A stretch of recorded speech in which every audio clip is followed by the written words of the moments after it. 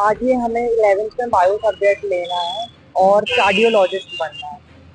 कौन सी उसमें जाना चाहते हैं विषय में और क्यों जाना चाहते हैं? बायो में इसलिए जाना चाहते हैं क्योंकि बायो करके डॉक्टर बन सकते हैं, जिससे हम बहुत लोगों की हेल्प कर सकते हैं और मतलब अपना जीवन में मतलब कुछ अच्छा करना है। हमारे साथ जो छात्र खड़ा है ये वही ओम चौक से है जिसने 2 साल पहले, आपने अभी देखा, 2 साल पहले वादा किया था कि मैं बायोलॉजी लूंगा और कार्डियोलॉजिस्ट बनूंगा और डॉक्टर बन के इसने नीट के लिए एग्जाम जो आज है सफलता प्राप्त की है। ये ओम चौकसे को एमपी तक ने प्रमुखता से दिखाया था जब ये पूरे मध्य प्रदेश में 7वीं रैंक बनी थी।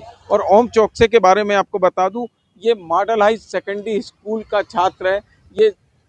ये इस मॉडल हाई स्कूल जो हाई स्कूल है इसी स्कूल में पढ़ता है।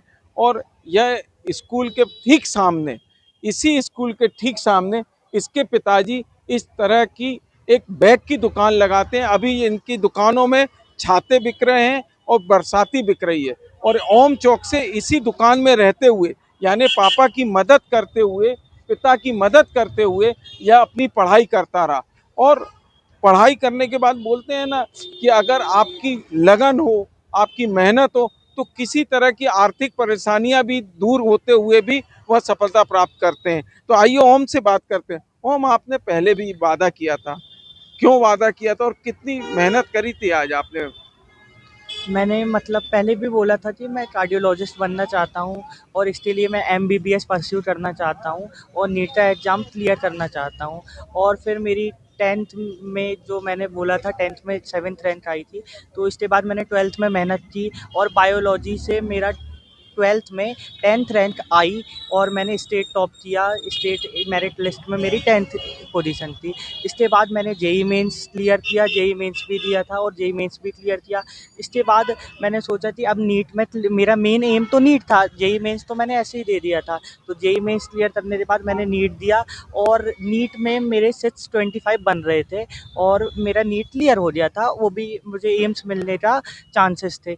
इसके बाद मैंने सोचा कि अब मतलब कि रिलीफ था, पर रीनीट की जब न्यूज़ आई तो मुझे लगा कि मुझे और मेहनत करनी चाहिए। और इसके बाद थोड़ा डिमोटिवेटिंग भी था कि रीनीट हो रहा है, तो मैंने सोचा कि सीयूईटी भी देके देखूँ, तो मैंने सीयूईटी भी दिया। सीयूईटी में भी मेरी क्लियर हो गया सीयूईटी और मेरे को दिल्ली यूनिवर्सिटी मिल रही थी। पर मेरा मेन एम था एमबीबीएस करना, तो मैंने नीट ही को अपना पहली प्रायोरिटी रखी। और मैंने फिर जब नीट 21 जून वाला नीट था, रीनीट था, उसमें मैंने मेहनत की और मेरा नीट में सिलेक्शन हो गया है। मेरी 31,000 ओबीसी रैंक 31,000 है और मेरा नीट में सिलेक्शन हो गया है। आपने कितनी मेहनत करी? आपने पहले भी बताया था कि आपकी ये दुकान के सामने जब स्कूल खुला तो किस तरह मेहनत करते रहे जी, दुकान में किस तरह मेहनत करते रहे और पढ़ाई कैसे कर पाए? मतलब मैंने पहले तो पापा की मदद करवाता था मैं। और इसके बाद जब नीट हो गया था तो इसके बाद मैंने सोचा था कि अब जब तक काउंसलिंग चल रही है मैं पापा की पूरी तरह से मदद कराऊंगा, क्योंकि जब तक काउंसलिंग चली थी, जब तक मैं भी फ्री था, तो मैं पापा जी दुकान में सुबह चालू करवाना और शाम को बंद करवाने का काम करता था धीरे धीरे।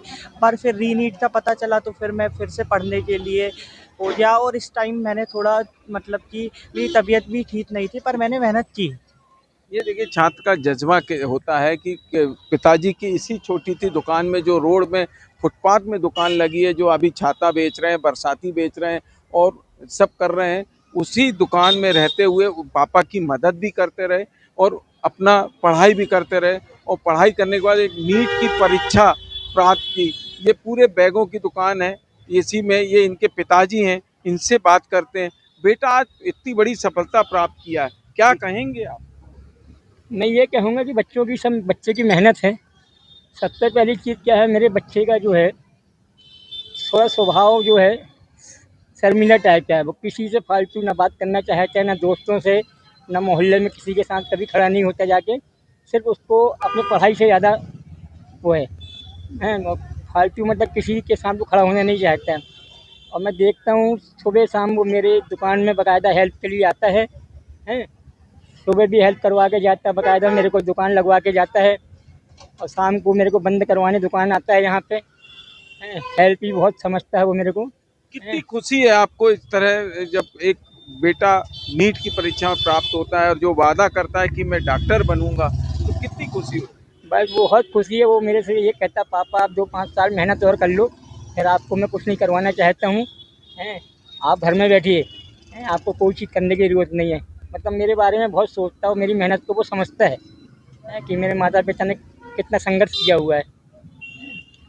देखिए ये एक ये कहने की बात है कि एक गरीबी होने के बावजूद भी बेटा इस सड़क की फुटपाथ की दुकान में पूरा एक ठेला लगाता है। आप ये देख रहे हैं ये जबलपुर की हाई कोर्ट के सामने की दुकानें हैं, मेन रोड के सामने ही इस दुकान में यह छाता बेच रहे हैं। और इसी के पीछे जो स्कूल है उसमें उसने 10वीं पास की, मेरिट में आया और आज वह नीट की परीक्षा में आया। तो आइए बात करते हैं प्रिंसिपल साहब से कि प्रिंसिपल साहब का क्या कहना है इधर कि इस मॉडल हाई स्कूल के होनहार छात्र के ये जो मॉडल हाई स्कूल के प्रिंसिपल है, क्या कहेंगे सर इस तरह के छात्रों को? ये हमारे यहाँ का इस विद्यालय का होनहार छात्र है। इसने कक्षा 10वीं में भी प्रथम स्थान और मेरिट में आया था ये बच्चा। इस बार भी ये मेरिट में आया छात्र। साथ ही नीट का एग्ज़ाम भी इसने क्लियर किया है। ये काफ़ी होनहार छात्र है हमारी शाला का।